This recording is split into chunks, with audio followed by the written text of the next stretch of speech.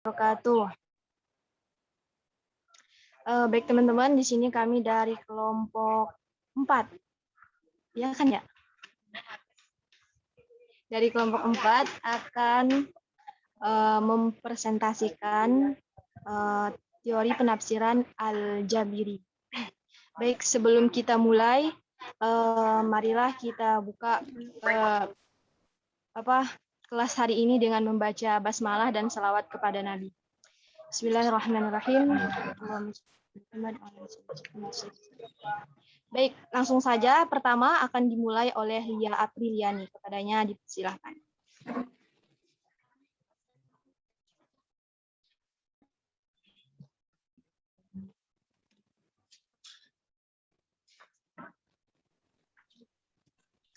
Bismillahirrahmanirrahim.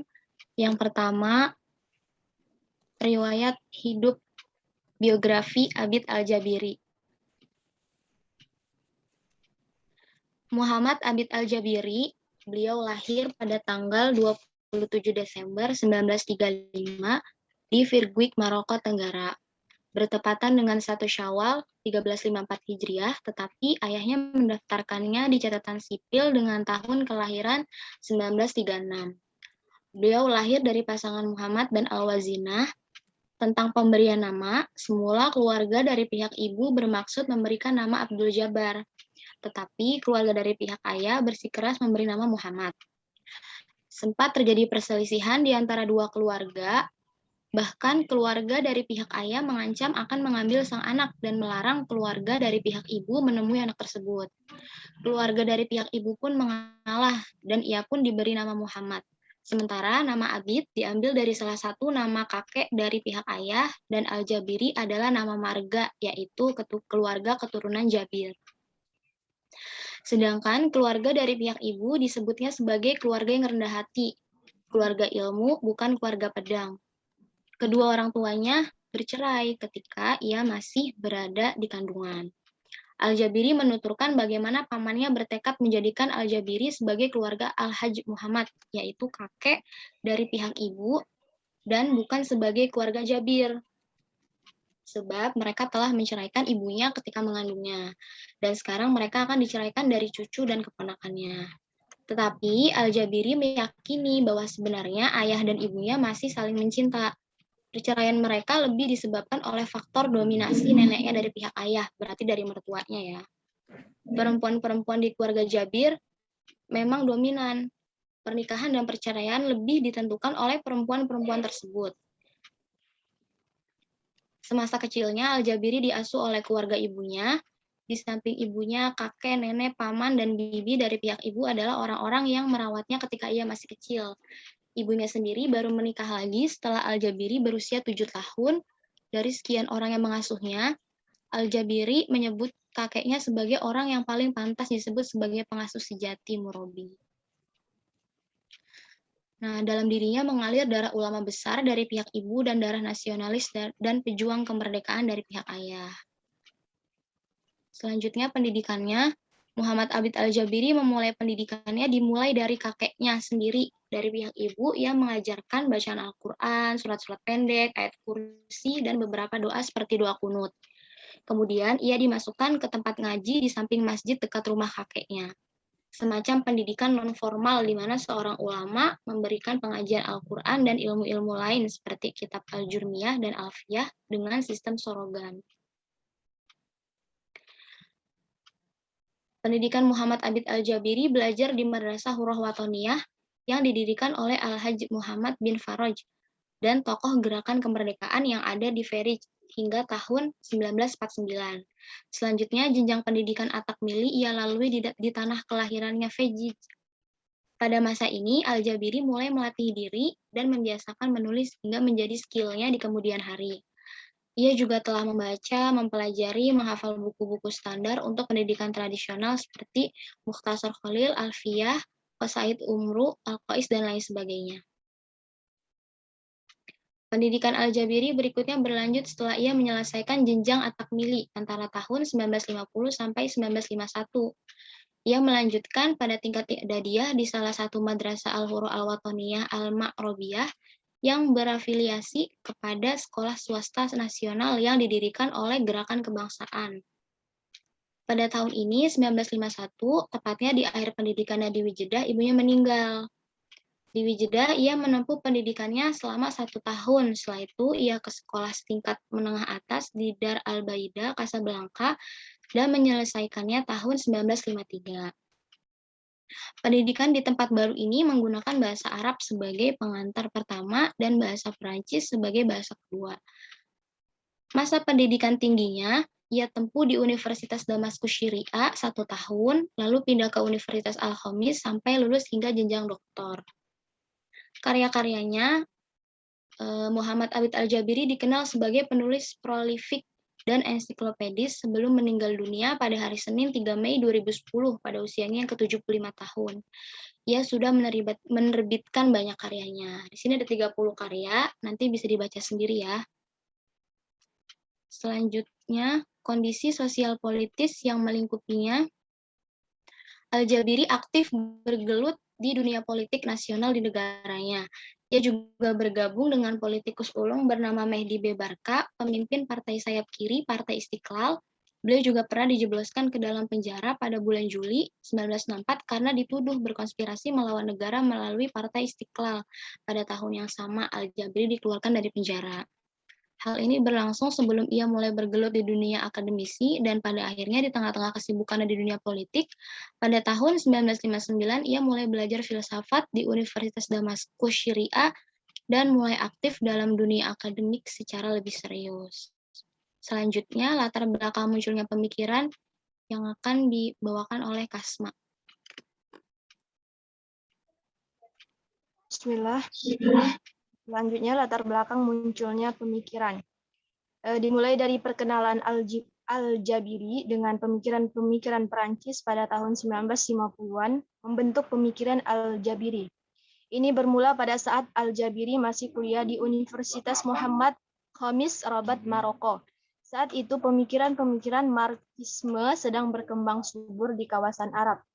Literatur Perancis yang membahas tentang Marx, termasuk buku Marx sendiri, ia kuasai. Jadi saking mengagumi pemikiran ilmuwan Perancis itu, yaitu namanya tadi Marx. Jadi dari sampai ke buku-buku Marx aja dia kuasai gitu loh. Terus ada 2 alasan yang melatar belakangi ini. Yang pertama karena pemikiran itu emang lagi tumbuh subur di tanah Arab. Yang kedua karena afiliasi politik Al-Jabiri terhadap politik yang memiliki semangat radikal. Tetapi dengan berjalannya waktu, kekaguman beliau terhadap Karl Marx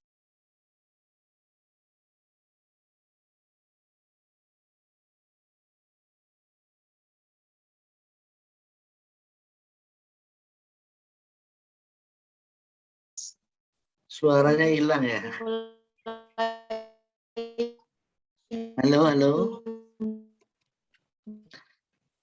Suara Kasma, teman-teman kedengaran nggak? Suara Kasma. Tidak, Pak. Iya.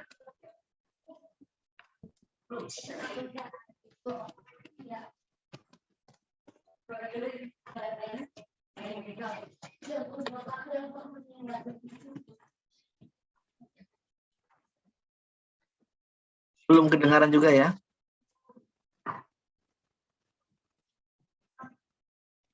Saya sendiri apa teman-teman yang lain yang nggak dengar ini? Saya juga dengar, Pak.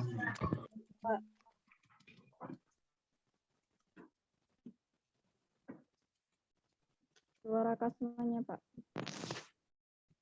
Silakan. Gangguan sinyal mungkin ya. Hilang, Mbak Kasmanya hilang. Mungkin diganti dulu sama yang lain. Terus ini tampilan makalahnya bisa diperbesar nggak?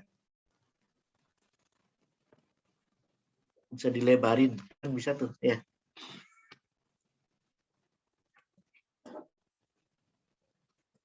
Biar lebih jelas. Lia Nur Aziza, suaranya belum terdengar, Mbak Lia. Mohon maaf Bapak, ini suara saya udah jelas ya Pak ya? Sekarang jelas ya. Mbak Kasma mohon- mungkin tampilan makalahnya bisa diperlebar lagi nggak? Di plus tuh. Biar lebih jelas ya. Karena tidak semua teman pakai laptop kan. Ada yang pakai HP. Iya Bapak.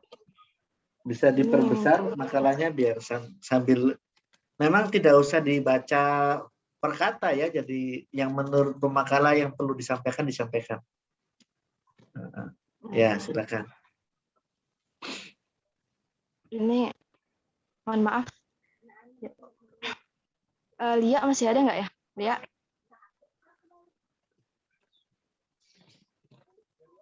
Iya. Ini minta tolong screen.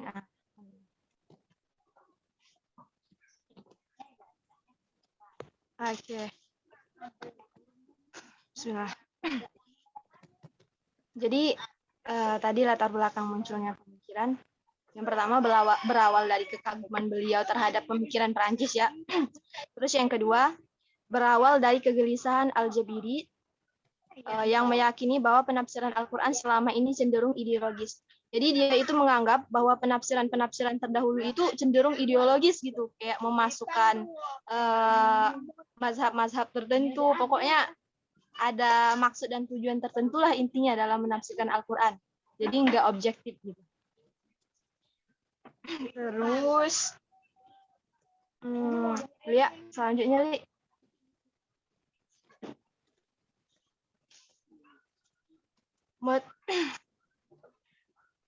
Motivasi penulisan karya ini tidak lain adalah usaha yang biasa disebut dengan istilah wasol al-qari il-maktub, yaitu menghubungkan antara pembaca dengan yang dibaca.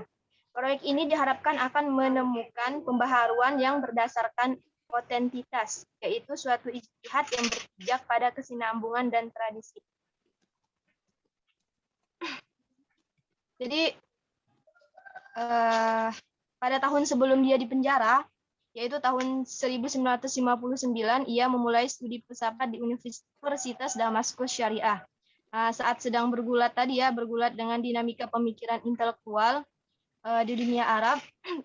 Jadi saat itu dunia Arab itu sedang bergelut dengan dinamika pemikiran intelektual yang mengalami goncangan-goncangan identitas atas berbagai persoalan-persoalan yang dimunculkan kaum modernis.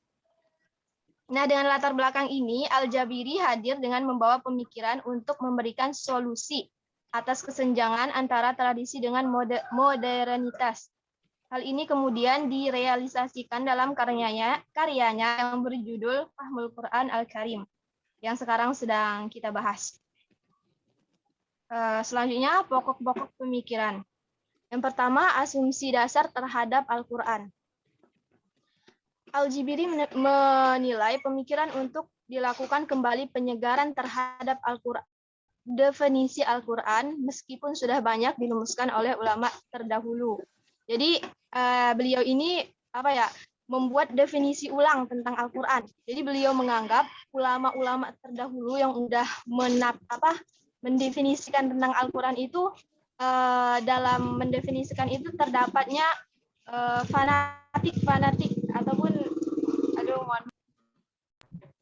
jadi di dalam menjelaskan definisi Al-Quran itu sendiri, ulama terdahulu itu cenderung kayak ideologis gitu, kayak memasukkan mazhab-mazhab tertentu kayak gitu. Makanya bermula dari situ beliau itu membuat definisi ulang tentang Al-Quran. Terus Al-Jabiri menegaskan bahwa seharusnya definisi Al-Quran itu diambil dari ayat-ayat Al-Quran yang menjelaskan tentang dirinya sendiri. Nah, jadi di sini ada 3 ayat yang beliau maksud. Yang pertama dalam surah Asy-Syu'ara ayat 192 sampai 196. A'udzubillahi minasyaitonirrajim. Wa innahu latanzilu rabbil alamin nazala bihi ruhul amin ala qalbika litakuna minal munzirin. Bilisanin arabiyyin mubin wa innahu lafi zuburil awwalin. Yang artinya, dan sesungguhnya Al-Quran ini benar-benar diturunkan oleh Tuhan semesta alam dia dibawa turun oleh Ruh Al-Amin, yaitu Malaikat Jibril, ke dalam hatimu, dalam hati Nabi Muhammad, agar kamu menjadi salah seorang di antara orang-orang yang memberi peringatan dengan bahasa Arab yang jelas. Dan sesungguhnya Al-Quran itu benar-benar tersebut dalam kitab-kitab yang terdahulu, dalam kitab dahulu. Terus yang kedua, dalam Quran surah Ali Imran ayat 3-4, Nazzala 'alaikal kitaba bil haqqi musaddiqan lima baina yadayhi wa anzala at-taurata wal injil min qablu hudan lin-nasi wa anzala al-furqan innal ladzina kafaru bi ayatillahi lahum 'adzabun syadidun wallahu 'azizun dzuntiqam. Yang artinya, dia menurunkan Alkitab, yaitu Al-Quran, kepadamu dengan sebenarnya, membenarkan kitab yang telah diturunkan sebelumnya, dan menurunkan Taurat dan Injil sebelum Al-Quran, menjadi petunjuk bagi manusia, dan dia menurunkan Al-Furqan. Sesungguhnya, orang-orang yang kafir terhadap ayat-ayat Allah akan memperoleh siksa yang berat, dan Allah Maha Perkasa lagi mempunyai balas siksa. Mohon maaf, tadi ada yang kelewat ya. Yang satunya lagi itu dalam surah Al-Isra ayat 6. Wa Qur'anan faraqnahu litaqra'ahu 'alan nasi 'ala muktin wa nazzalnahu tanzila. Yang artinya, dan Al-Quran itu telah kami turunkan dengan berangsur-angsur agar kamu membacanya perlahan-lahan kepada manusia, dan kami menurunkan baginya bagian demi bagian. Dari tiga surat tadi dengan ayat masing-masing, Al-Jabiri menyimpulkan bahwa Al-Quran mengandung 3 sisi yang perlu diperhatikan, yaitu yang pertama dari sisi sejarah, yaitu melihat kaitan Al-Quran dengan risalah sebelumnya ataupun dengan kitab sebelumnya, dan posisinya sebagai pembela risalah samawi terdahulu. Yang kedua, dari sisi spiritual, yaitu tinjauan proses penyampaian wahyu itu sendiri yang melibatkan malaikat Jibril, sehingga melibatkan faktor psikologis, yaitu Nabi Muhammad SAW. Yang ketiga, yaitu sosial, yaitu kaitan Al-Quran dengan realitas sosial di mana Al-Quran itu turun. Jadi kayak gitu. Nah, terdapat 3 aspek pembahasan yang dapat diambil dari definisi di atas itu, yakni pertama, Al-Quran bukanlah hal yang sama sekali baru. Nah, yang kedua, proses penerimaan wahyu merupakan pengalaman rohani yang tidak sembarangan orang bisa yang enggak sembarangan orang bisa kayak gitu, kayak Rasul gitu. Terus yang ketiga, Al-Quran adalah risalah sebagai bagian dan memberi peringatan dan penjelasan bagi manusia tentang persoalan yang hak dan yang batil. Jadi intinya beliau mendefinisikan Al-Quran kayak yang barusan disebutkan. Jadi kayak mana mungkin beliau itu mendefinisikan Al-Quran itu enggak sama kayak ulama terdahulu kayak gitu. Jadi disegarkan lagi menurut beliau. Terus yang kedua, bagaimana Al-Quran ditafsirkan? Al-Jabiri menafsirkan Al-Quran tidak hanya berpaku pada teks Al-Quran saja, akan tetapi dia juga menjadikan sisi historis dari ayat Al-Quran sebagai data yang layak untuk dipertimbangkan dalam menafsirkan Al-Quran. Jadi dalam menafsirkan Al-Quran ini beliau ada 2 tahapan. Yang pertama itu menggali informasi-informasi dalam ayat tersebut dengan tanpa mencampurkan ideologis dalam memberikan penafsiran secara tekstual. Terus yang kedua, dilakukan pelacakan historis yang melingkupi ayat tersebut yang kemudian diupayakan dapat mendukung penafsiran yang lebih kontekstual. Nah, dalam penafsiran Al-Quran ini, beliau menggunakan tartib nuzuli, yaitu menafsirkan Al-Quran sesuai dengan ayat yang turun. Terus, selanjutnya, untuk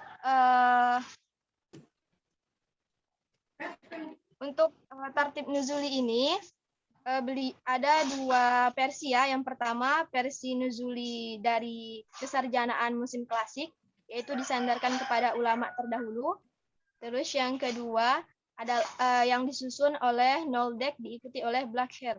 Jadi Nolde itu yang bukunya kita bahas sama Pak Razi itu ya, orientalis yang mengkaji tentang Al-Quran. Selanjutnya, karena nggak puas tuh karena apa tartib nuzuli yang dibuat sama sarjana klasik dan juga orientalis Noldek tadi, akhirnya si Al-Jabari ini membuat ini penyusunan Al-Jabiri. tartib Al-Jabiri. Al-Jabiri. Al-Jabiri. Mohon maaf. Ya, jadi karena nggak puas ya sama teori yang dibuat kesarjanaan apa klasik sama kesarjanaan ulama klasik sama orientalis Noldek tadi, akhirnya beliau itu membuat tertib nuzuli yang baru kayak gitu. Jadi ia mengajukan metode lain dalam menyusun tertib nuzul. Sebagai ia klaim sebagai tertib nuzul yang mengkombinasikan dasar riwayat dan perjalanan Rasulullah SAW.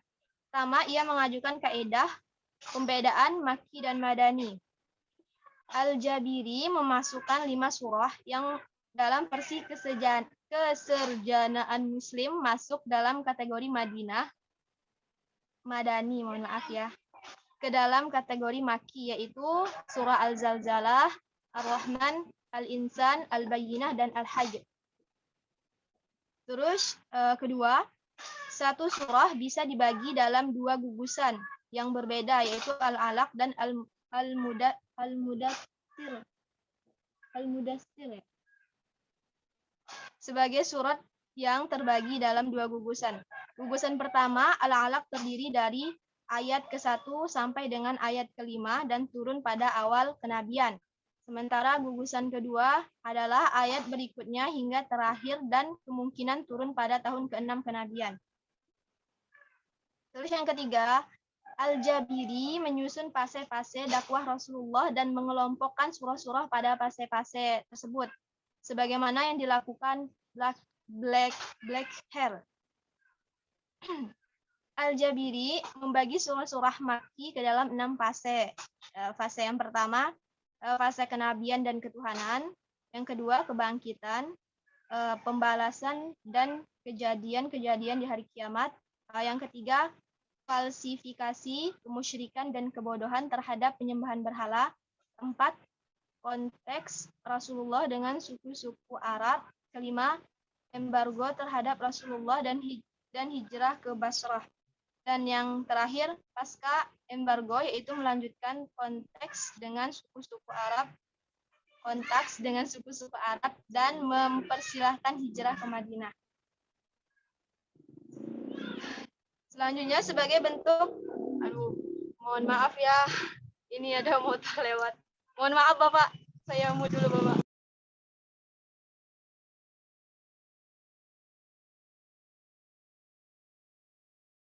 Di depan rumah ya soalnya.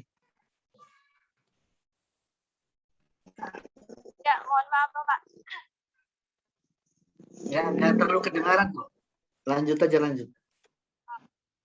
Ya. Jadi langsung aja. Intinya Muhammad Al-Jabari dalam menafsirkan Al-Quran menggunakan model penafsiran berdasarkan urutan kronologis ayat, turunnya ayat yang disebut dengan tartib nuzul. Terus yang ketiga, pendekatan tafsir. Dalam penafsirannya, Al-Jabiri menawarkan 3 pendekatan, yaitu pendekatan historis, objektivitas, dan kontinuitas. Pendekatan pertama dan kedua sama-sama bertujuan untuk memisah antara pembaca dan objek. Sementara pendekatan ketiga bertujuan untuk menghubungkan pembaca dengan objek bacaannya. Bentuk pemisah dalam bentuk pertama dan kedua bertujuan menempatkan tradisi sebagai objek kajian kritis. Hal ini penting dilakukan sebab menurut Al-Jabiri, ketika membaca tradisi, seseorang terkadang menyelinapkan subjektivitas demi kepentingan tertentu. Konsep penerbitan tafsir sesuai asbabun nuzul adalah sebuah bukti bahwa Al-Jabiri tidak ingin terjebak pada hierarki keilmuan produk penguasa. Dengan demikian, Al-Jabiri menawarkan pendekatan baru yang lebih banyak dikesampingkan oleh para mufasir terdahulu.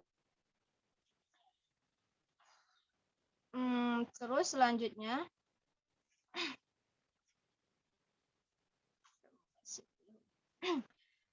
Oleh sebab itu, sebagai metode memahami Al-Quran, sebagaimana yang ia tawarkan dalam pembacanya terhadap Turos, Al-Jabiri menawarkan Al-Quran menjadi teorinya relevan untuk konteks pada masa lalu dan juga pada masa sekarang. Dengan pendekatan tersebut diharapkan dapat mengikis kecenderungan terhadap kalangan yang sering menafsirkan Al-Quran secara tekstual dan historis. Terus Al-Jabiri dalam berbagai bukunya tentang Al-Quran maupun tafsir memang tidak pernah mengutip tokoh-tokoh hermeneutika barat. Namun dengan mengangkat teori yang diusungnya, yaitu teori yang diusungnya tadi menggunakan teori metode strukturalisme Prancis. Al-Jabiri seakan telah mengadopsi teori hermeneutika yang pernah ada. Jadi di sini beliau mengatakan ya bahwa penafsiran beliau itu tidak pernah mengutip tokoh-tokoh hermeneutika barat, tapi secara nggak langsung model penafsiran hermeneutika barat itu masuk juga dalam penafsiran beliau kayak gitu, walaupun beliau bilangnya nggak pakai metode itu. Nah, di antara sekian banyak teori hermeneutika, ada dua teori yang hampir sepadan dengan gaya yang ditawarkan Al-Jabiri. Pertama, hermeneutika teori yang berisi aturan metodologis untuk sampai kepada pemahaman yang diinginkan pengarang. Kedua, hermeneutika filosofi yang lebih mencermati dimensi filosof fenomenologis pemahaman. Perbedaan keduanya adalah Lia lanjutin dulu Lia, mohon maaf Lia.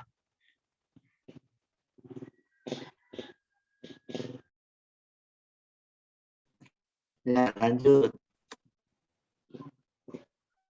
Cek. Lia. Lia masih ada nggak sih? Mohon maaf Lia, tolong lanjutin dulu ya Lia.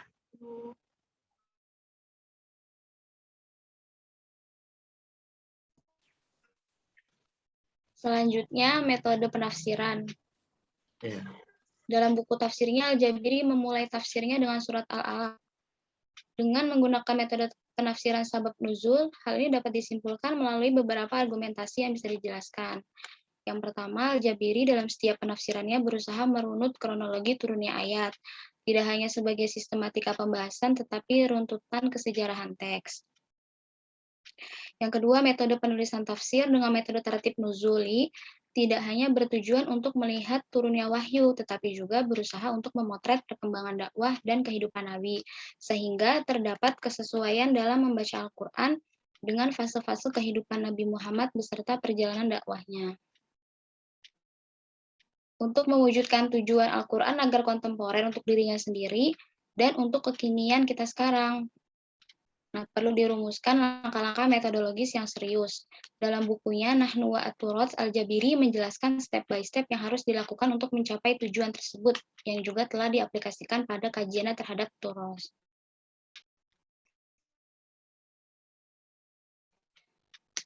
Nah, dari proses ini, sekilas akan tersimpul bahwa karya tafsir ini menggunakan metode tafsir bil maksur atau tematik maudu'i. Selanjutnya, contoh penafsiran surat Al-Alaq ayat 1-5. Bismillahirrahmanirrahim. Iqra bismi rabbikal ladzi khalaq. Khalaqal insana min 'alaq. Iqra wa rabbukal akram. Alladzi 'allama bil qalam. 'allamal insana ma lam ya'lam. Yang artinya, bacalah dengan menyebut nama Tuhanmu yang menciptakan. Dia telah menciptakan manusia dari segumpal darah. Bacalah, dan Tuhanmu lah yang maha mulia, yang mengajar manusia dengan pena. Dia mengajarkan manusia apa yang tidak diketahuinya. Menurut Al-Jabiri, kandungan kelima ayat dalam surat Al-Alaq tersebut adalah menetapkan kaidah Islam dengan memfokuskan kepada dua dasar, yaitu menciptakan dan mengajarkan. Pertama, menghubungkan keduanya dengan satu sentral, yakni satu tokoh manusia, yang dimaksud di sini adalah Nabi Muhammad sendiri. Kemudian yang kedua, mengaitkannya dengan data-data pengalaman sehari-hari manusia, sebagaimana yang dipahami dari bunyi firman-Nya. Kemudian selanjutnya pendapat para ulama yang akan dibawakan oleh Kak Amel. Kamel. Nah, selanjutnya adalah pendapat para ulama mengenai penafsiran yang telah dibuat oleh Al-Jabiri. Mengenai pengkritikan Al-Jabiri kepada nalar Arabnya, diantaranya adalah mengenai integritas dan kejujurannya sebagai seorang intelektual. Nah, jadi rata-rata para pandangan ulama yang mengkritiki Al-Jabiri, pemikiran Al-Jabiri adalah bahwa mereka berkata Al-Jabiri cenderung bersikap selektif. Nah, jadi dia itu sering tidak jujur ketika membuat kutipan dari tulisan-tulisan pemikir terdahulu. Artinya beliau cenderung bersikap selektif, hanya memilih apa yang sesuai dengan tujuan dan ideologinya. Bahkan yang lebih ekstrimnya, dalam berbagai tulisannya, Al-Jabiri menuduh dunia Arab Timur yang direpresentasikan oleh Ibnu Sina, Al-Ghazali, dan Syiah dengan epistemologi bayani dan irfaninya sebagai sumber keruntuhan tradisi intelektual Islam. Beberapa para ulama yang sangat mengkritisi Al-Jabiri adalah yang pertama adalah Tarabisi. Ditulis dalam bukunya Naqd al-Aql al-Arabi yang hampir seluruh isinya menjabarkan orisinalitas pemikiran Al-Jabiri. Di bagian pertama saja, Tarabisi dengan terang-terangan mengatakan bahwa Al-Jabiri bukanlah orang pertama yang menggagaskan proyek kritik akal Arab ini. Kemudian ada lagi yang kedua, menurut Tizini, dalam sebuah seminar yang dihadirinya di Tunis pada 1892, Al-Jabiri pernah mengungkapkan bahwa pikiran al-fikr dan akal Arab adalah bayani. Untuk memperkuat argumennya, dia telah menyebutkan Al-Jahid dalam kitab Al-Bayan wa Al-Tahyin sebagai contoh. Kata Tirzini, dalam hal ini Al-Jabiri telah melaksanakan dua kesalahan. Pertama, generalisasi yang dilakukan atas pemikiran Arab dengan hanya mengambil satu contoh, yaitu Al-Jahid. Kedua, sampel yang digunakannya yaitu Al-Jahid tidak dapat mewakili keseluruhan bangunan akal Arab. Kemudian yang ketiga ada Profesor Dr. Muhammad Imaroh. Beliau mengkritik bahwa metode yang digunakan Al-Jabiri untuk menafsirkan Al-Quran adalah sebuah rekonstruksi urutan Al-Quran dari urutan berdasarkan pada Mushaf Utsmani menuju urutan baru sesuai Al-Quran. Sebenarnya yang beliau ungkapkan bahwa upaya ini yang diterapkan dalam metode penafsiran seperti ini bukan hal baru dalam sejarah studi Al-Quran. Beberapa orientalis seperti Fisher, Prin Barton, hingga Wadsworth sudah pernah menggunakan proyek ini selama hampir 6 dekade, namun mereka gagal total. Berlanjut kepada kelebihannya. Kelebihan dan kekurangan. Yang pertama, kelebihannya adalah penulisan yang sistematis dan pembahasan yang jelas dan padat.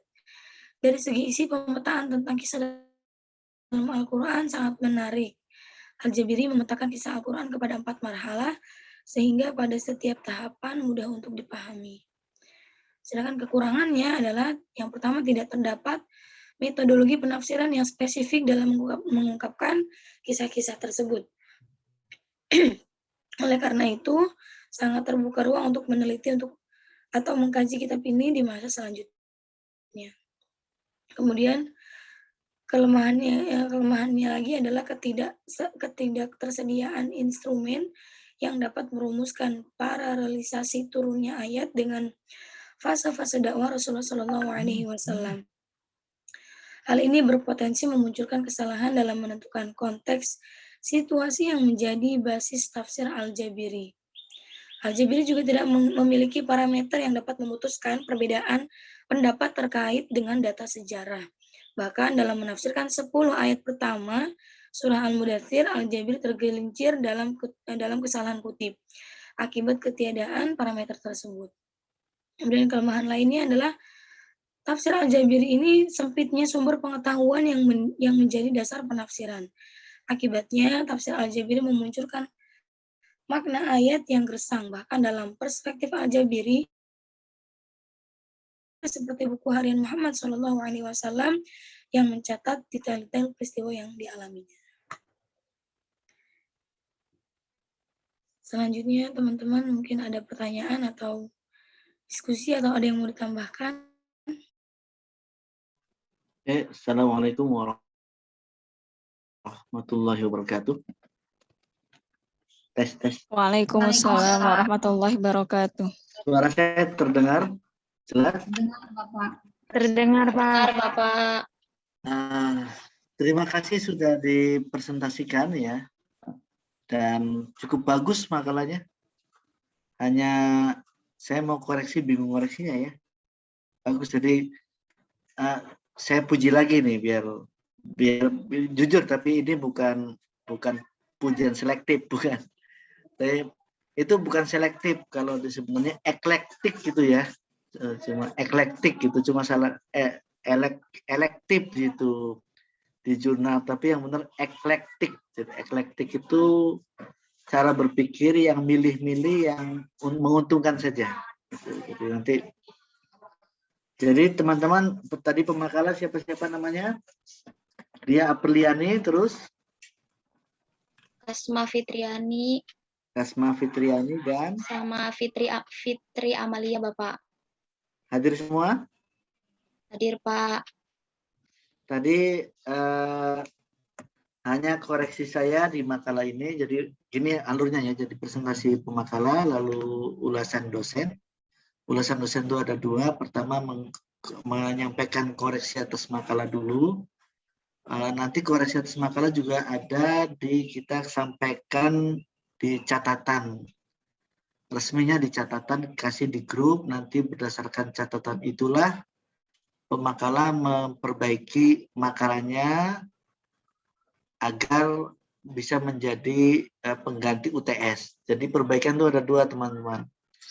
Perbaikan sebelum dipresentasikan, itu agar layak presentasi. Kebetulan makalah kelompok 5 ini, kelompok 4 ini, setelah saya baca, sudah layak ya, nggak usah diperbaiki, sudah layak presentasi. Dan kita tadi membuktikan memang masing-masing kisi-kisi sudah ada, hanya dari sisi isi mamanya komentar. Lihat komentar itu masih komentar yang kontra saja yang dimasukkan. Komentar yang pro-nya belum ada ya. Sebetulnya ada di artikel jurnal yang nomor 14. Kan ada 1-7 yang wajib, yang tidak wajib 9-14 saya kasih. Yang nomor 14 itu pengaruh pemikiran Al-Jabiri ke tokoh-tokoh NU dan Muhammadiyah. Nah, itu di Muhammadiyah ini ada tokoh yang banyak mengutip Al-Jabiri seperti Profesor Dr. Amin Abdullah di UIN Jogja, itu banyak. Dia di NU ada intelektual muda NU namanya Ahmad Baso, juga dia menjadi ahli pemikiran Al-Jabiri, sehingga profesor Ahmad Baso ini nggak sekolah tuh maksudnya nggak kuliah. Beliau hanya dari pesantren, lalu membaca pemikiran Al-Jabiri, lalu punya rumah di Ciputat ya, samping pasar. Itu anak-anak UIN yang usuluddin itu ngaji kitab Al-Jabiri seperti ngaji kitab kuning itu tiap malam. Waktu belum pandemi, nggak tahu sekarang ya. Saya pernah ikut sekali kayaknya dulu tentang kritik nalarnya. Bagus, dia cukup fasih. Jadi ternyata di Indonesia juga banyak yang mengikuti atau mengkonsumsi minimal ya pemikiran-pemikiran beliau. Kemudian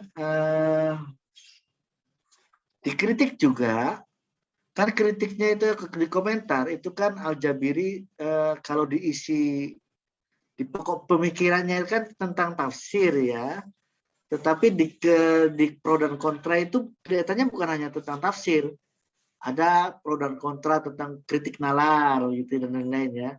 Sebetulnya memang Al-Jabiri ini bukan hanya pemikir tafsir, bahkan pemikiran tentang Al-Quran dan tafsir itu belakangan setelah sepuh ya. Sebelumnya berpikir tentang peradaban Islam, bagaimana Islam agar maju, kritik nalar Arab, kritik nalar politik Arab dan lain-lain ya. Jadi termasuk tadi Ahmad Baso yang di NU, Profesor Dr. Amin Abdullah yang di UIN Jogja Muhammadiyah itu mengkonsumsi pemikiran Al-Jabiri itu tentang kritik nalarnya, bukan sampai kepada bagaimana menurut Al-Jabiri tentang menafsirkan Quran. Itu ya. Nah, itu sekedar, yang lain-lain soal footnote, nanti saya kasih catatannya. Footnote, daftar pustaka, kaidah apa? Kaidah transliterasi nanti saya kasih catatan. Nah, ini sekedar tambahan dari saya, mungkin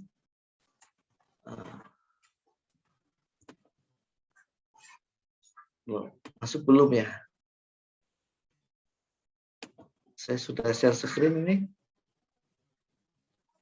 Halo? Loh, kok sebentar share screen-nya kok ini. Sebentar, share screen-nya kok gambar. Bentar, loading ya. Share screen-nya salah, mohon maaf. Oke. Sebentar, ada kesalahan teknis. Sedikit aja ya, mungkin. Nah, ini semoga bisa. Oke. Nah, oke, soal latar belakang. Nah, ini pemakalan cukup bagus, sudah meramu latar belakangnya.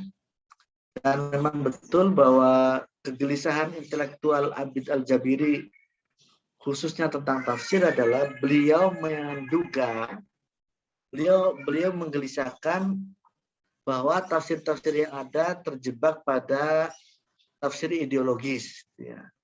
Coba menurut kita benar apa enggak kegelisahan beliau nih? Coba ya. Nanti gampang Anda biar komentar, biar ada komentar, biar ada pertanyaan. Karena begini, pemakalan udah bagus-bagus tuh. Ada kelas lain tuh sebelum presentasi saya perbaikin dulu. Dia udah perbaiki 2 kali, terus presentasi. Habis itu presentasi saya. Habis itu nggak ada yang mau nanya, nggak ada yang mau diskusi. Apa dikiranya adem-adem saja ya?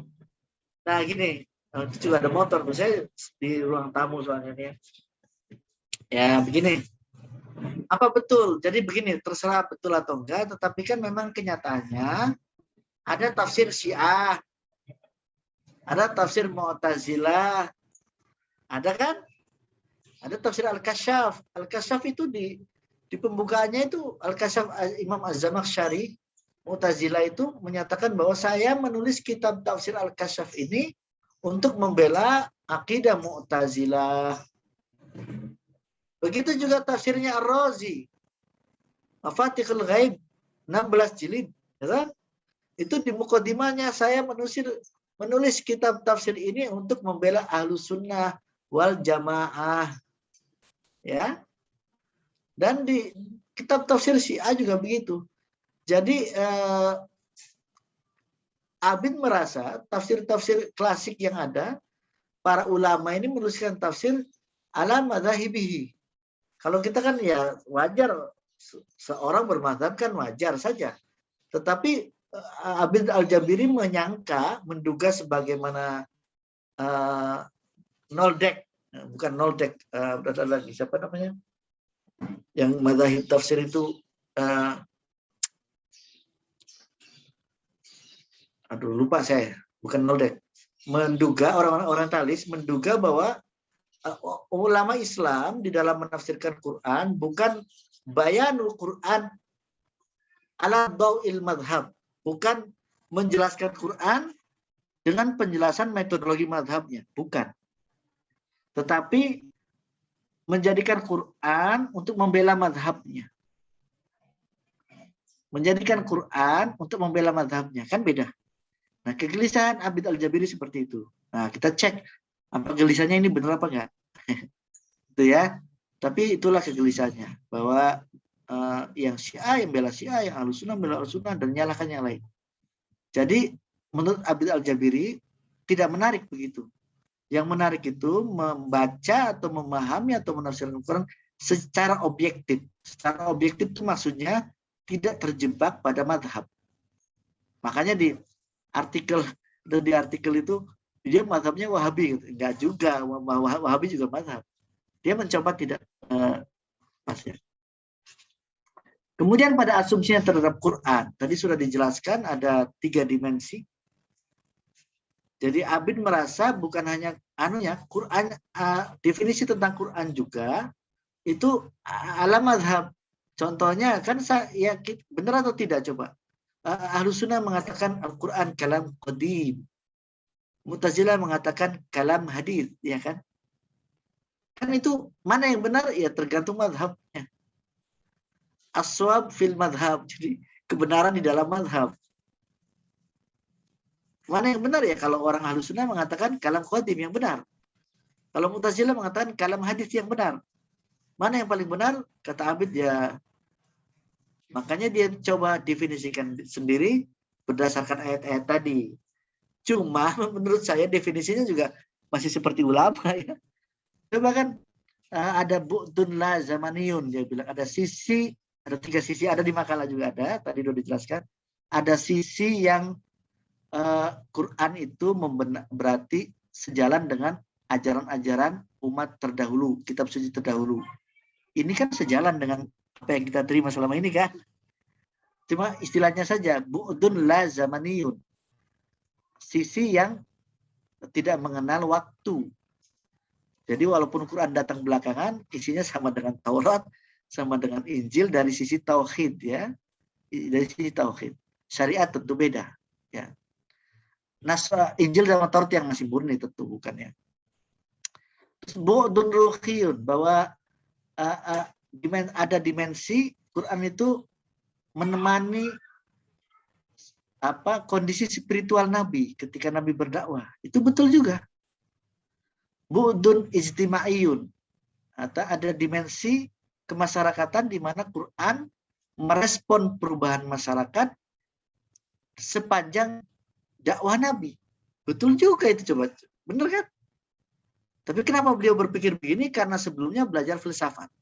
Dalam filsafat ada fenomenologi. Kalian belajar Living Quran, teman-teman?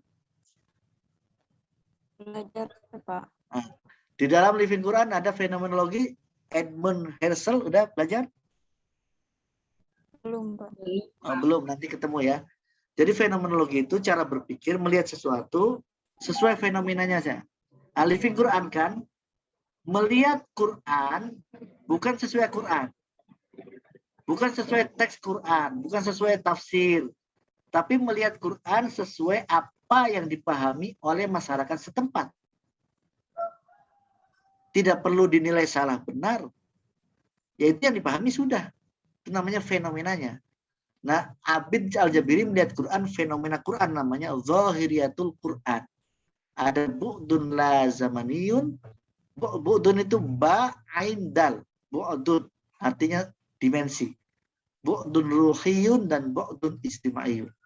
Karena Al-Quran itu mengandung sisi-sisi itu semua, maka untuk menafsirkan Quran harus memperhatikan tartib nuzuli. Ya, tadi sudah dijelaskan pemakalah. Tartib nuzuli yang dimaksud bukan hanya urutan turun, tetapi kronologi dakwah Nabi juga. Nah, itu. Nanti ini bisa jadi skripsi, teman-teman. Bandingkan tartib nuzuli Aisyah binti Syati, ya kan? Tartib nuzuli Aisyah binti Syati indal ulama Islam. Tartib nuzuli Aisyah binti Syati menggunakan pendekatan sastra. Sementara tartib nuzuli Abid Al-Jabiri menggunakan pendekatan sejarah dan kronologi dakwah Nabi. Itu bisa jadi skripsi itu. Persamaan dan perbedaan tartib nuzuli Abid dan Aisyah binti Syati. Kemudian dari prinsip ini juga sudah ada di makalah. Prinsipnya selain tartib nuzuli adalah ja'lul makru' ma'asal li nafsihi, menjadikan Quran temporer relevan di masa dahulu, masa Nabi dan sahabat, masa Quran turun, dan juga ja'lul makru', ja'lul Quran, menjadikan Quran mu'assalan lana, temporer dan relevan untuk kita sekarang ini. Nah, inilah bedanya para pemikir lama, para ulama lama. Para ulama selalu menafsirkan Quran berdasarkan apa yang dipahami oleh Nabi dan sahabat di masa Quran itu turun. Nah, ini yang disebut dengan ja'lul makruh mu'asyiran li nafsihi. Tapi para ulama berbeda dengan para pemikir seperti Abid. Kalau para pemikir seperti Abid dan Fajrul Rahman dan yang lain ingin menjadikan makruh atau yang dibaca atau Quran itu mu'asyiran lana, temporer, relevan untuk masa kita sekarang. Itu bedanya, teman-teman. Antara pemikir baru dan mufasir lama. Nah, ini kemudian setelah prinsip, kemudian langkah-langkah tadi juga sudah dijelaskan ya. Lihat saja langkah pertama tadi karena beliau kisahnya adalah bahwa Quran, definisi tentang Quran dan tafsir itu, Quran dan tafsir Quran sudah terbelenggu, sudah belepotan dengan niat-niat dan kepentingan-kepentingan ideologi dan madhab dan kelompok, maka langkah pertama adalah membersihkan mufasir hendaknya ketika mau menafsirkan sudah melepas baju ideologinya gitu ya. Al-qatiyah, al-epistemologiyah. Jadi kalau NU ya jangan terlalu NU, jangan. Jadi jangan menjadikan Quran hanya untuk membela NU. Jangan menjadikan Quran hanya untuk membela Muhammadiyah. Jangan, ya sudah. Jelaskan Quran apa adanya. Sejak awal pengennya begitu. Sudah, jangan karena memang membela ini, membela itu. Itu yang pertama. Yang kedua, pembacaan objektif. Pembacaan objektif itu dikenal dengan faslul makruh anil Quran. Memisahkan antara yang dibaca dan yang membaca. Faslul makruh anil qori, mohon maaf. Anda belajar living Quran kan? Terus umpamanya Anda punya pesantren di rumah. Bapak Anda, keluarga Anda punya pesantren. Terus begini. Kan ini kan masa pandemi. Saya meneliti pesantren saya saja. Studi living Quran, pembacaan surah Waqiah di pesantren Darussalam Malang umpamanya. Ternyata pesantren Darussalam Malang itu milik ayah Anda. Kira-kira itu objektif atau enggak hasil penelitiannya?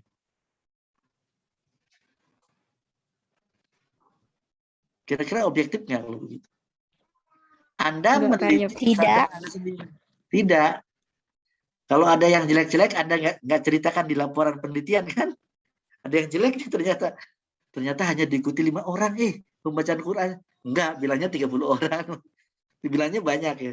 Karena pesantren Anda sendiri. Itu manusiawi. Nah, itu namanya pembacaan yang tidak objektif.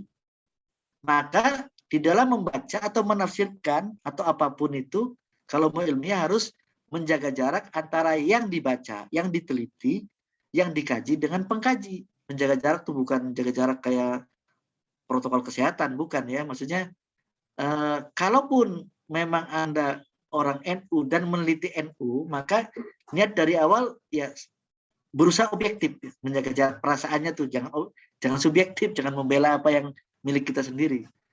Kemudian itu bisa dilakukan objektivitas kalau dengan 3 langkah, analisis struktural, kalimat per kalimat di dalam ayat Quran, analisis historis sebab nuzul dan historitas perjuangan Nabi, lalu analisa kritik ideologi, membersihkan tafsir dari ideologi-ideologi yang terlalu fanatis saja. Kemudian yang ketiga baru al-qiraah al-istimrariyah atau menafsirkan secara, nah ini adalah langkah Al-Jabiri yang terakhir, bahwa objektif aja nggak cukup, tetapi harus ditarik ke relevansi masa sekarang. Itu yang istimroriyah. Jadi ini jargonnya adalah waslul qori bil makruh. Tadi kalau itu faslul qori ya. Faslul qori memisahkan. Kalau ini harus menyambungkan. Menyambungkan maksudnya yang kita baca umpamanya waqarna fi buyutikunna. Perempuan hendaknya di rumah saja.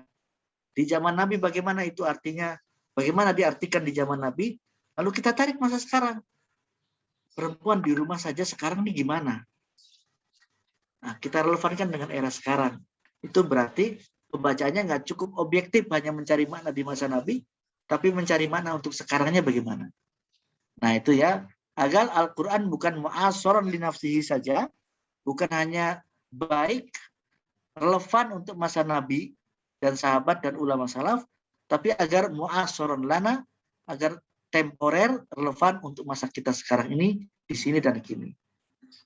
Kemudian juga ada pokok-pokok pikirannya Bayani, Burhani, Irfani. Nanti saja itu kalau ada pertanyaan. Soalnya tidak terlalu terkait tafsir ini ya. Ini sih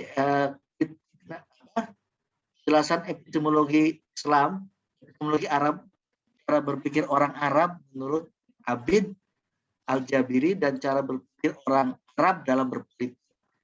Itu lebih ke situ ya. Sebenarnya kalau kita berdiskusi di mana tentang Abid, ini yang dikenal nih. Bayani, Burhani, Irfani. Tapi masalahnya kalau ini tidak khusus mengenai tafsir. Yang ini, yang tadi makalah yang saya ungkapkan di sini, itu belum begitu dikenal kecuali oleh orang-orang IAT, orang-orang tafsir ya. Kalau nanti diskusi di mana mau nggak mau belajar kritik nalar. Kritik nalar itu masalahnya bukan spesifik tafsir ya, bukan. Demikian dari saya kembalikan ke pemakalah untuk berdiskusi. Saya nunjuk 2 orang dulu ya, biar siapa ya yang ditunjuk ya. Isti Nur Aisyah. Isti. Halo Isti, hadiro Isti.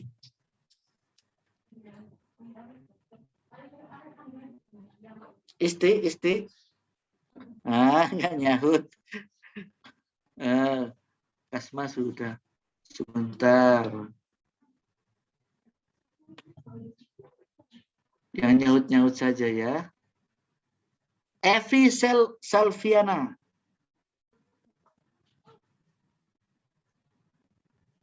Evi Salviana. Evi Salviana hadiro? Au ghaibah? Tidak nyahut. Lihat teman-teman, terbukti 2 orang yang nyahut loh. Ini kelemahan kuliah online. Itu yang bilang Pak Menteri pengen semua masuk itu. Mas Menteri ya. Itu karena nanti loss loss education. Ada generasi yang tidak terdidik karena hanya mengandalkan HP, bisa sambil ngerjain yang lain, seolah-olah hadir tapi sebetulnya nggak tahu kemana. Siapa ya? Hana Fauzia. Hana Fauzia hadiro? Halo Hana Fauzia. 3 orang gitu. Teman-teman. Hadiro Hana Fauzia, suaranya mana? Hadir, Pak. Nah, hadir ya, oke. Anda pembahas ya sekarang ya. Wajib bertanya kepada pemakalah. Nah, nanti saya bantu kalau saya bisa jawab. Kemudian Vira Aulia ada orang. Vira, ya silakan saya kembalikan ke pemakalah. Jadi tadi siapa? Sebelum Vira tadi siapa teman-teman? Hana Bapak. Hana ya. Ya silakan saya kembalikan ke pemakalah. Saya titip Hana sama Vira Aulia untuk bertanya wajib. Yang lain teman-teman silakan bertanya, dan semua yang bertanya dan menjawab saya catat sebagai keaktifan di kelas. Silakan.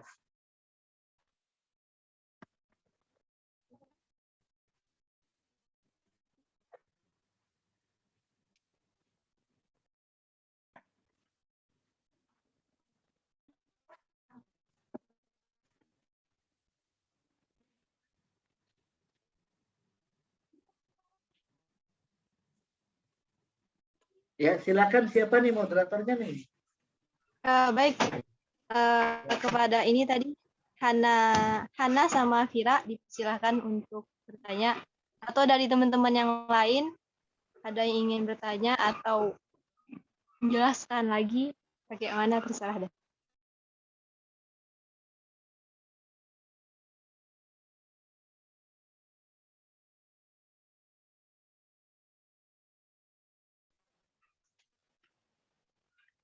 Ya, halo. Silakan teman-teman, Anda kan ada yang kurang jelas, contoh penafsirannya, umpamanya atau apa, ya ditanyakan aja. Kepada teman-teman yang pengen bertanya atau minta penjelasan lagi tentang tafsir dan semacamnya, dipersilahkan. Pia Rizka, apakah ini ada pertanyaan?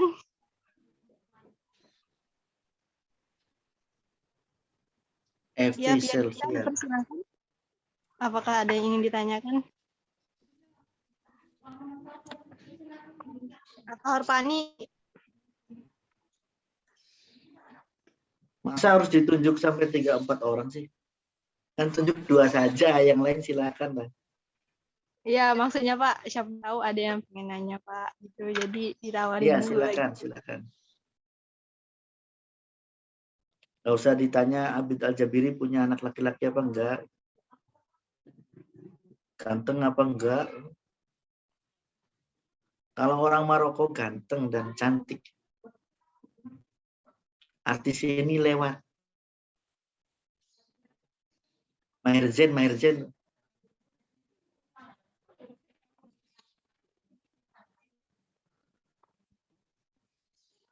Tes. Hana Fauzia dan Fira Aulia. Iya, Pak. Silakan. Saya Fira Aulia ingin bertanya. Maaf, ini kameranya nggak dibuka soalnya sambil buka Nggak apa-apa. PDF. Ini kan di penafsirannya Sambil buka apa? Sambil buka badan. PDF. Oh, PDF, silakan. Kan di contoh Harpani penafsiran ketawa. surat Al-Alaq ayat 1-5. Nah, sedangkan katanya kan penafsiran beliau ini kan relevan sama zaman gitu ya kan. Coba mau minta contoh di mana letak relevansinya dengan zaman sekarang. Bisa pakai contoh penafsiran surat Al-Alaq ini atau dengan contoh penafsiran yang lain gitu, Pak. Terima kasih. Ya. Pertanyaannya bagus ya. Sekali ditanya, pertanyaannya membingungkan.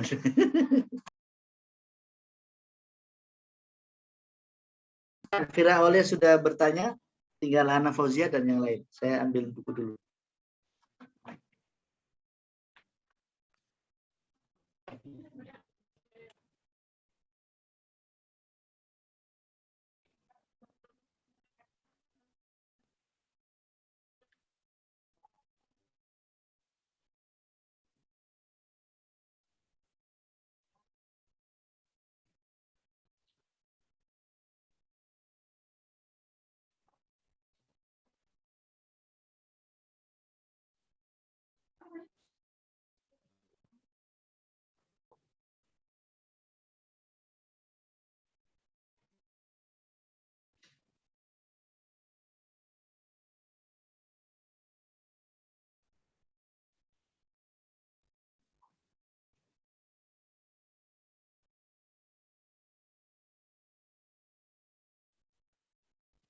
Silakan, mau dijawab dulu.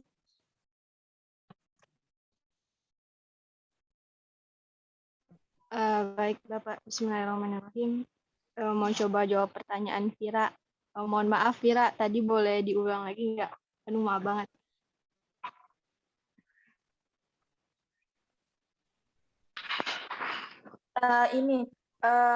Contoh relevansinya penafsiran Al-Jabiri dengan masa sekarang. Bisa pakai contoh yang tadi penafsiran Al-Alaq ayat 1-5 atau contoh penafsiran yang lain. Terima kasih. Baik. Bismillah. Kalau yang dari saya pahami ya, dari penafsiran surah Al-Alaq aja ya. Jadi kan di sini, kayak gini, kan pertama itu beliau kan berusaha menafsirkan Al-Quran itu secara objektif banget kan, nggak terpengaruh oleh, ataupun nggak cenderung ke mazhab-mazhab tertentu, pokoknya objektif aja gitu. Nah, dari penafsiran surah Al-Alaq itu, inti dari penafsirannya itu, jadi surah Al-Alaq ayat 1-5 itu ditafsirkan beliau, bahwa ayat ini semuanya mengarah kepada Nabi Muhammad. Jadi mengarah kepada Nabi Muhammad ya, Nabi Muhammad SAW. Bahwa di situ Tuhan menciptakannya dari segumpal darah, terus memuliakan Nabi, terus memberikan wahyu. Dengan wahyu tersebut beliau bisa membedakan antara yang hak dan yang batil, kayak gitu. Jadi penafsirannya sebisa mungkin objektif. Nah, kalau untuk relevansinya dengan sekarang, saya juga masih bingung, Bapak. Gimana? Mohon maaf, Bapak. Ya, mungkin dari Kak Amel atau Lia. Iya, gampang. Pengen Ada nambahin. tambahan dari teman yang lainnya, nanti saya di akhir ya. Ya, Lia atau Kak Amel atau dari teman-teman yang lain Yang ingin menambahkan? Nasi bebek itu sekitar Ya. harganya 19.000. Kalau ayam itu 14.000. Kalau Tuh ada yang sedang mengikuti kuliah tempat lain. Ya, tadi gimana? Ya, tadi udah dijawab. Apa anggota kelompok yang lainnya mau menambahkan? Itu mengenai tafsir surah Al-Alaq, itu kan bisa baca, saya sudah share kitab tafsirnya ya. Fahmul Quran 3 jilid, kalau mau baca langsung bagus. Kalau mau baca dari artikel jurnal yang saya share juga ada ya, tentang tafsir surah Al-Alaq itu. Terus silakan dijelaskan saja.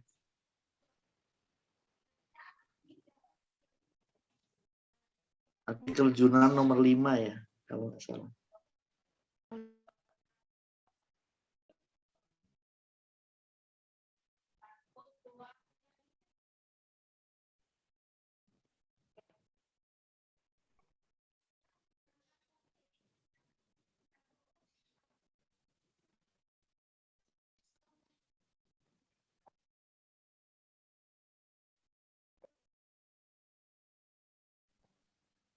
Pak, saya anak Ya. Fauzia tadi izin bertanya. Di sini kan di makalah Al-Jibiri memetakan kisah Al-Quran kepada 4 marhalah sehingga pada setiap tahapan mudah untuk dipahami. Nah, 4 marhalahnya itu boleh tahu nggak apa aja gitu? Itu kayaknya ada sempat dipresentasikan oleh pemakar ya, mungkin bisa dijawab oleh pemakar lebih.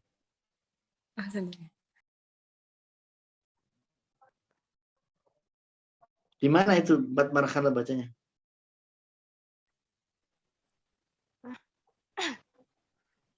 Di halaman 5 Di halaman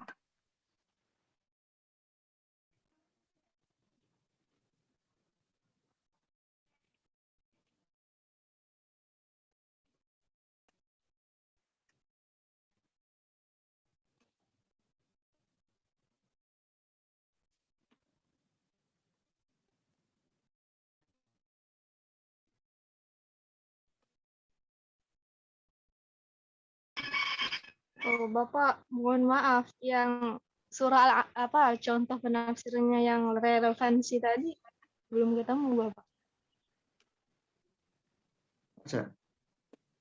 di artikel nomor 5 fragmentasi Nomor tafsir surah Al-Alaq.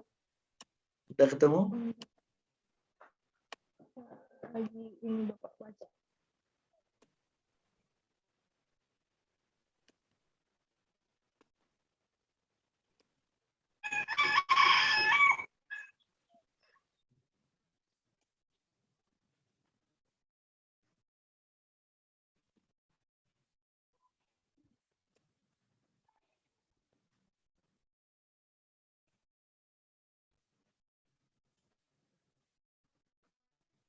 Relevansinya ya. Kalau pertanyaan kedua tadi apa ya?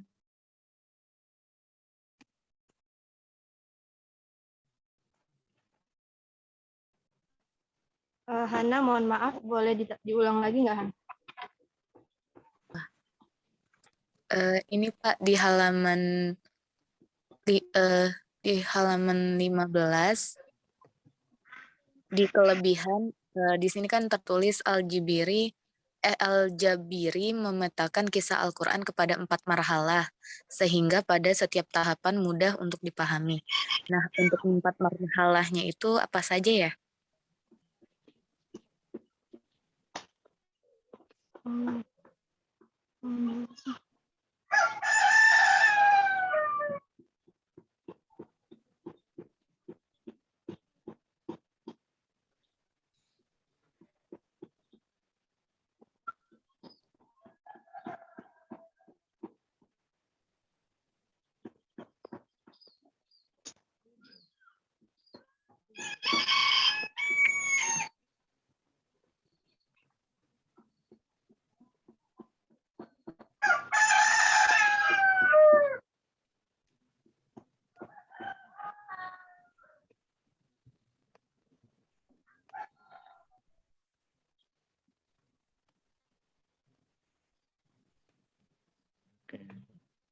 Mau dijawab yang mana dulu?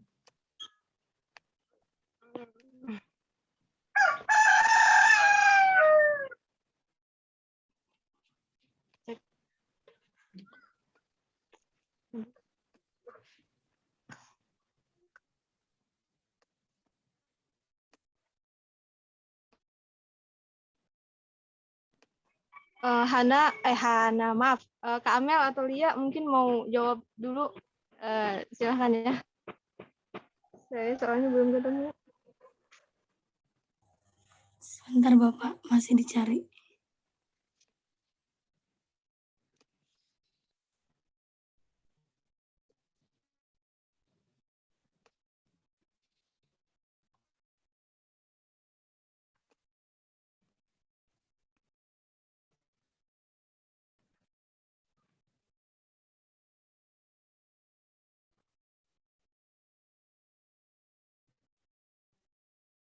Mana untuk kontekstualisasi Iqra?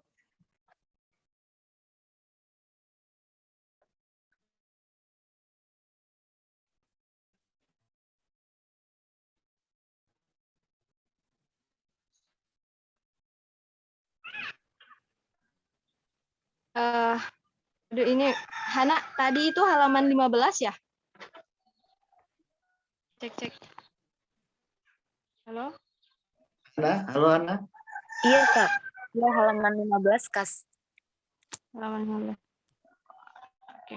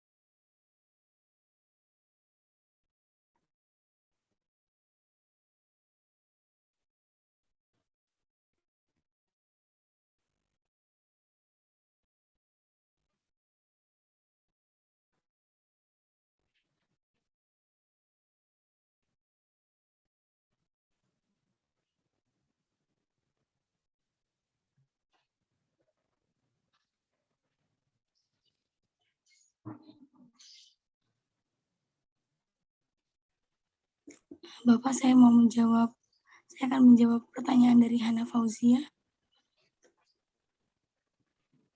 Mbak Fitri sakit ya? Saya nggak ada, Pak. Iya. Gimana pertanyaan yang 4 marhalah itu ya? Ya, yang 4 marhalah.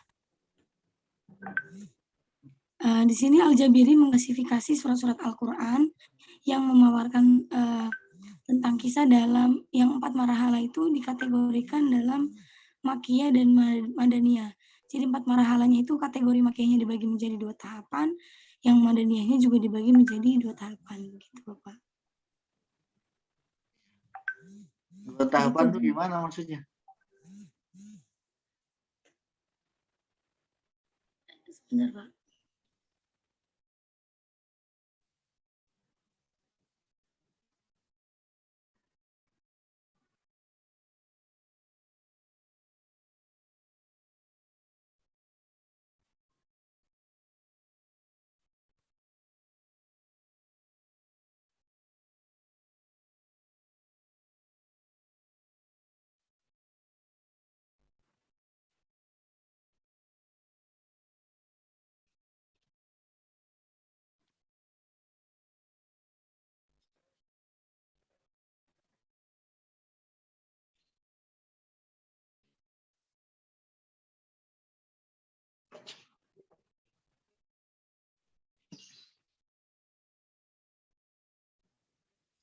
Makkiyah dibagi menjadi 2 tahapan.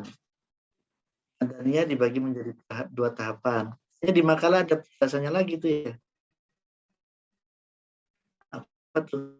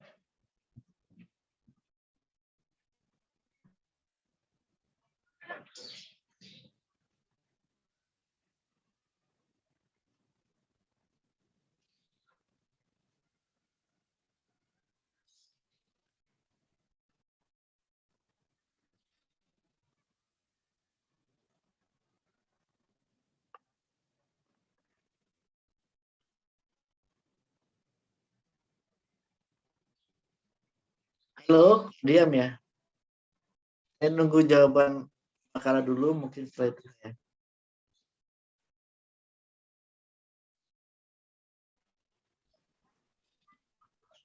Ada teman mau jawab?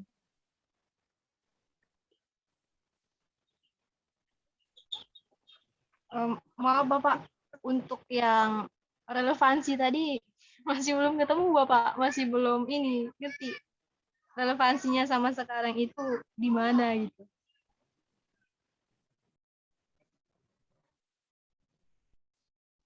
Anda sudah baca makalah nomor 5-nya? Iya ini Bapak, cuman belum nemu Bapak di mana. Bismillah.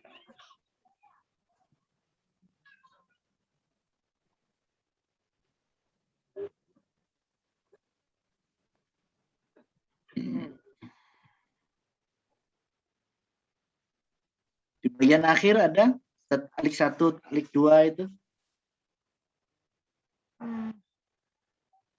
Iya Bapak, yang ini ya Bapak, pendahuluan atau takdim itu ya Pak? Ya, takdim, terus talik 1, talik 2, talik 2 ya. Lalu kesimpulannya. Balik. Ya. Ya di sini yang halaman 138 yang jurnal nomor 5 yang Bapak kasih. Yang komentar atau taklik 1 ayat 1 sampai 5 surah Al-Alaq. Ini itu Pak ya? Iya. Ya. Vira boleh dilihat juga ya di jurnal yang Bapak kirim yang nomor 5 itu. Di sini dijelaskan bahwa 5 ayat di atas adalah penetapan terhadap akidah Islam yang terfokus pada 2 tema pokok yaitu khalaqah dan allama. Al-Jabiri berusaha untuk menjelaskan bahwa 2 tema ini berorientasi kepada satu proses yaitu manusia. Nah, proses manusia yang dimaksud sini ialah Nabi Muhammad SAW. Selanjutnya, informasi-informasi yang didapat melalui tema pokok tersebut adalah usaha manusia untuk memahami ayat yang mengajarkan manusia dengan perantara kolam. Itu bermakna keberkahan atasmu, wahai Muhammad, dengan nama Tuhanmu. Ketahuilah bahwa sesungguhnya Tuhan inilah yang telah mewahyukan kepadamu. Dia pula lah yang telah menciptakanmu dari darah yang menggumpal pada rahim ibumu dan dari air mani ayahmu. Ketahuilah sesungguhnya dialah Allah sendiri yang mengajarkan kepada perantara kolam. Dan ialah yang mengajarkanmu tentang apa yang tidak kamu ketahui.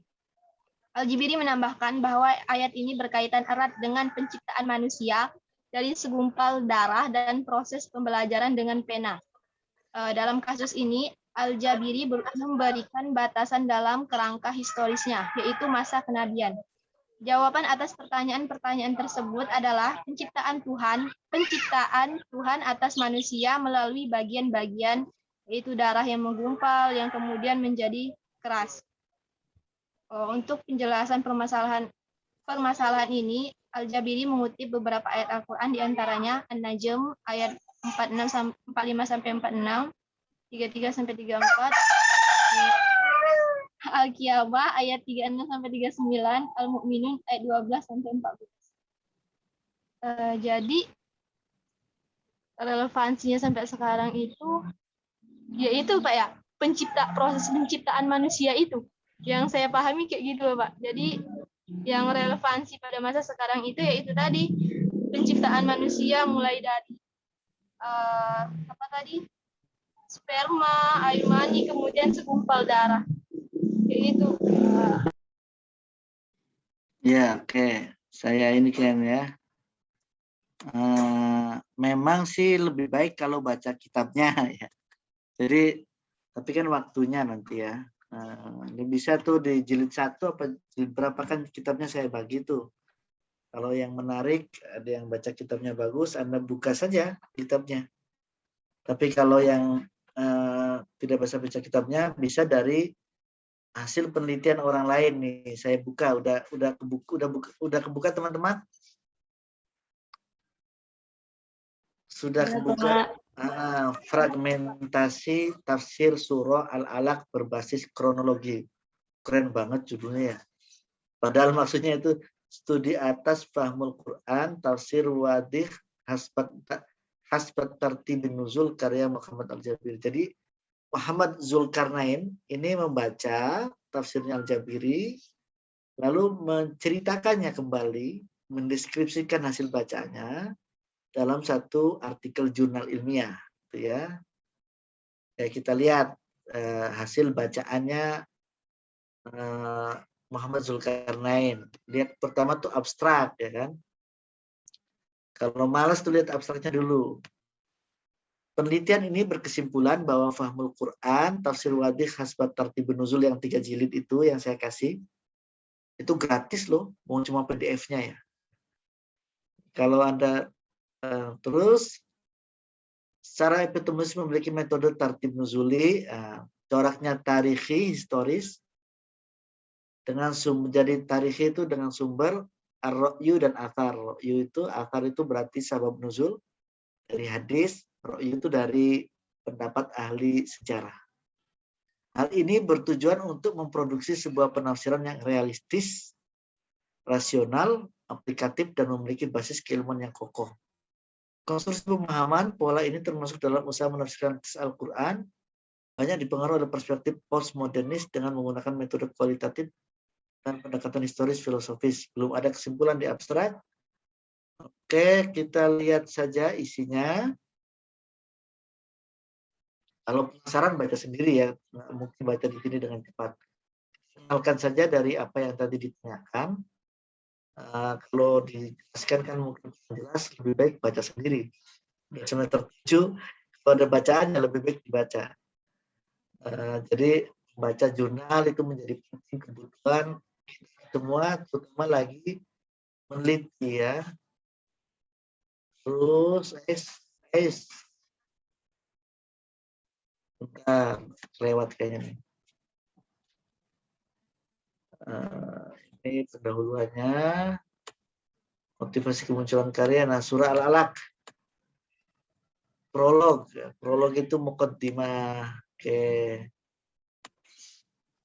Terus kemudian Iqra bismi rabbikal ladzi khalaq sampai wa rabbukal akram. Terus ibtigha wajhi rabbil a'la. Alam tara kaifa fa'ala rabbuka bi ashabil fil. Inna rabbaka labil mirsad. Ma wadda'aka rabbuka wa ma qala.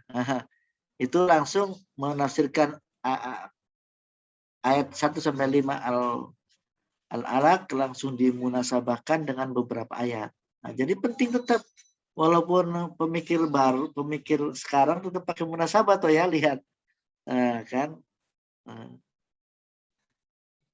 Kategori bab awal. Oke, jadi kenapa ada Iqra dulu sampai 1 sampai 5? Itu sesuai turunnya ayat kan? Setelah turun Iqra 1 sampai Iqra, surat Iqra lagi. Al-Alaq 1 sampai 5. Lalu himpunan ayat kedua yang turun surat Al-Mudaththir 1 sampai 3. Lalu Al-Lail 20. Lalu Al-Fil ayat 1. Lalu Al-Fajr ayat 14, Ad-Duha ayat 3. Itu cara menafsirkannya beda dengan para ulama kan? Yang berdasarkan tartib mushafi. Kalau ini berdasarkan tartib nuzuli. Jadi itu. Jadi kenapa Al-Alaq, Al-Mudaththir, Al-Masad itu sesuai tartib nuzuli menurut Abid. Lalu bagaimana ditafsirkannya? Bismirabbik, Bismirabbik. Iqra Bismirabbik gitu kalau yang pernah saya baca. Kenapa? Karena secara historis kan pendekatannya historis. Bacalah dengan nama Tuhanmu, karena orang-orang Arab saat jahiliyah pun kalau memulai sesuatu menyebut nama berhala-berhala mereka.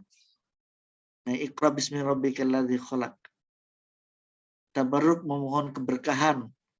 Biasanya orang-orang Arab membacanya Bismi Uzza, Bismi Latta, Bismi Mana, maka Quran turun Bismi Rabbik. Nah, Bismillahirrahmanirrahim. Itu ya. Itu untuk menandingi kebiasaan orang Arab saat itu. Masih relevan ya untuk sekarang? Jelas relevan. Bukan kita menulis satu karena takut pemimpin, karena takut pimpinan kerja, takut pimpinan kantornya, takut dosennya, takut mananya, bukan. Jangan atas nama itu.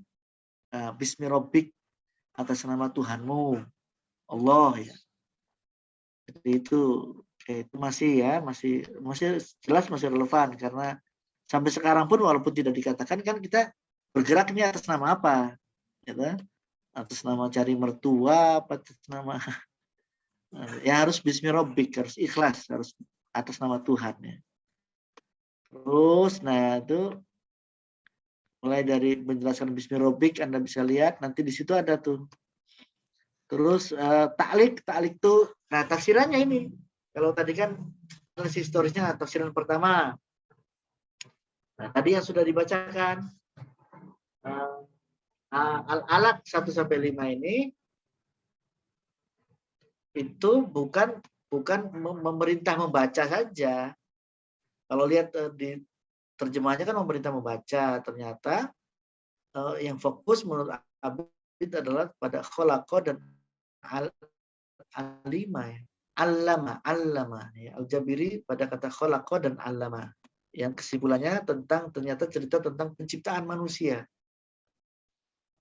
Wahai Muhammad, dengan nama Tuhanmu ketahuilah bahwa sungguhnya Tuhan adalah yang dia pula lah yang apa relevansinya dengan sekarang? Memang ya harus dilihat dulu. Ini pertama Al-Jabiri bukan menjelaskan relevansinya sekarang dulu, tetapi lagi-lagi tinjauan historis, tinjauan sebab nuzul, tinjauan arti alama saat itu, Quran itu turun apa, arti khalaqa saat itu apa.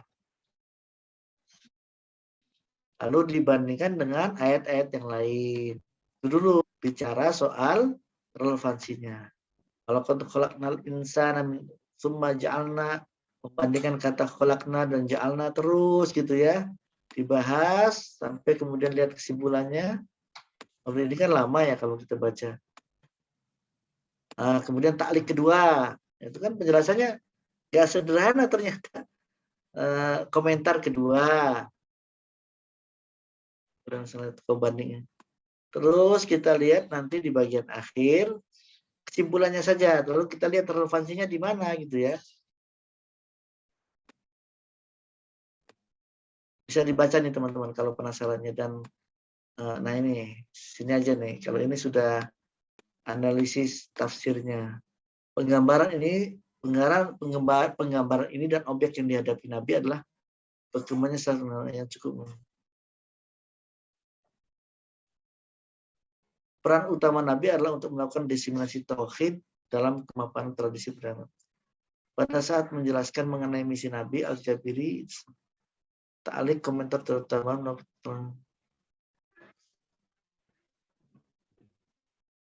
tadi kalau ini ayat yang lainnya. Tadi betul kata pemakalah bahwa sebetulnya Abid Al-Jabiri di dalam surah Al-Alaq 1-5 lebih banyak melakukan kajian historis kronologis. Bagaimana mengartikan kata allama, mengatakan kata khalaqa, kenapa bismi rabbik, kenapa allamal insana ma lam ya'lam, allamal insana bil qalam, kenapa begitu? Karena itu ditinjau secara kronologis dan kesimpulannya adalah tadi cerita tentang penciptaan manusia dari sperma, dari begitu ya. Lalu apa relevansinya dengan sekarang?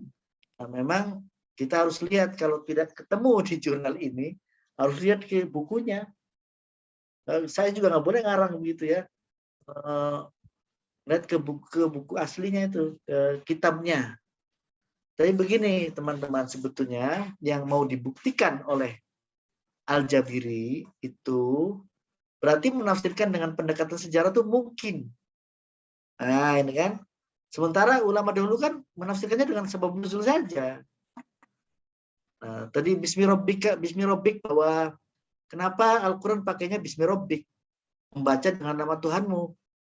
Lalu dapat keterangan bahwa dari tinjauan historis bahwa menurut ulama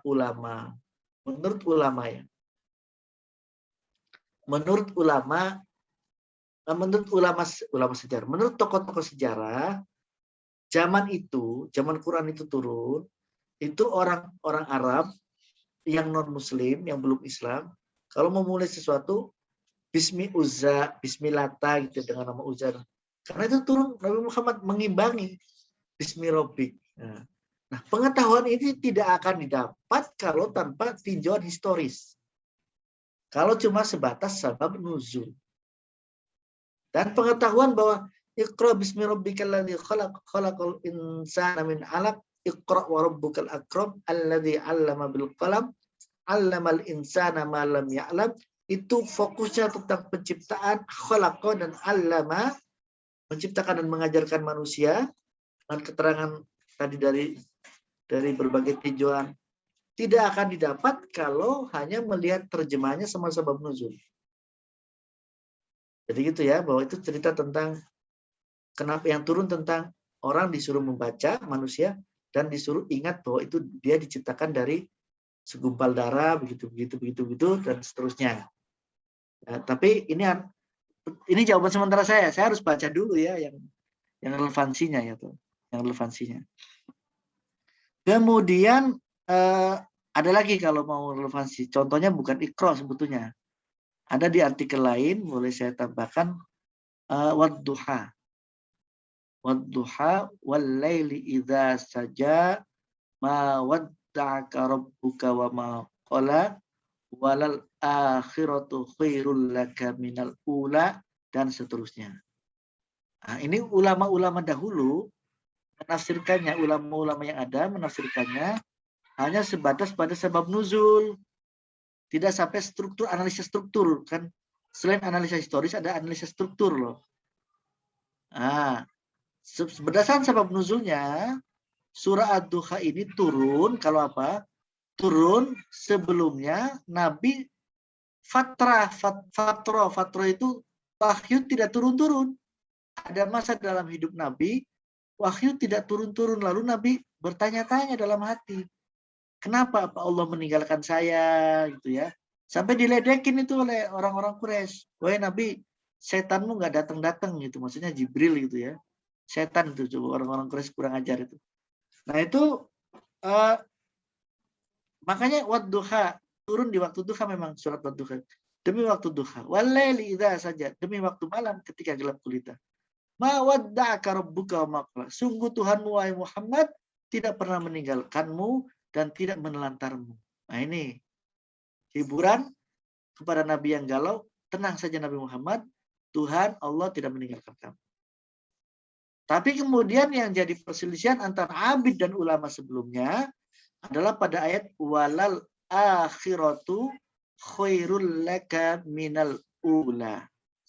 Karena ulama-ulama sebelumnya mengartikan, menerjemahkan, menafsirkan biasanya walal akhiratu khairul laka, dan ingatlah bahwa akhiratmu wahai Muhammad lebih baik dari duniamu. Tapi semua ulama lain begitu. Abid Al-Jabiri enggak mengajukan gitu. Kenapa? Karena lihat strukturnya. Masa sedang menghibur Nabi Muhammad, terus nanti kan di ayat berikutnya kan ada wa wajadaka ailan fa'aghna. Kan itu. Wa wajadaka dhallan fahada, kan gitu ya.